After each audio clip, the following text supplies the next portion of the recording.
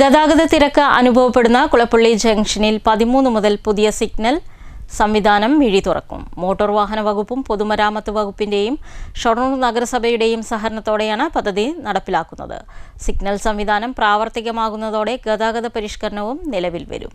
ഒറ്റപ്പാലത്ത് നിന്ന് ഷൊർണൂർ ഭാഗത്തേക്കും ഷൊർണൂരിൽ നിന്ന് പട്ടാമ്പിയിലേക്കും പട്ടാമ്പിയിൽ നിന്ന് ഒറ്റപ്പാലത്തേക്കും വരുന്ന വാഹനങ്ങൾ ജംഗ്ഷനിൽ ചുവപ്പ് സിഗ്നൽ ഉള്ളപ്പോഴും മറ്റു വാഹനങ്ങൾക്ക് തടസ്സമില്ലാതെ ഇടത്തേക്ക് തിരിയാൻ കഴിയുന്ന ഫ്രീ ലെഫ്റ്റ് സംവിധാനമുണ്ട്.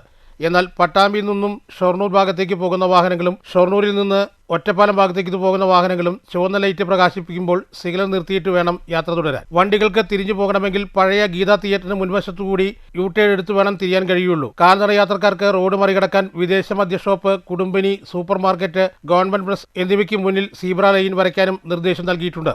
ഇതോടെ യാത്രക്കാർക്ക് ഗതാഗത കുരുക്കിൽപ്പെടാതെ എളുപ്പത്തിൽ റോഡ് മറികടക്കാനാകും. 30 സെക്കൻഡ് നേരം തെളിയുന്ന പച്ച ലൈറ്റാണ് സിഗ്നൽ സംവിധാനം ചെയ്തിരിക്കുന്നത്. ജംഗ്ഷനിലെ ഓട്ടോ സ്റ്റാൻഡുകൾ താഴേക്ക് മാറ്റിയിട്ടുണ്ട്. ജംഗ്ഷനിലെ റോഡരികിൽ നിർത്തിയിട്ടുള്ള വാഹനങ്ങൾ അവിടെ നിന്നും നീക്കം ചെയ്യാനും അടുത്ത ദിവസം നടപടിയെടുക്കും. ട്രാഫിക് സിഗ്നൽ സംവിധാനം വരുന്നതോടെ ജംഗ്ഷനിലെ ഗതാഗത തിരക്ക് ഒഴിവാക്കാൻ കഴിയുമെന്നാണ് പ്രതീക്ഷ. News centre, Shoranur.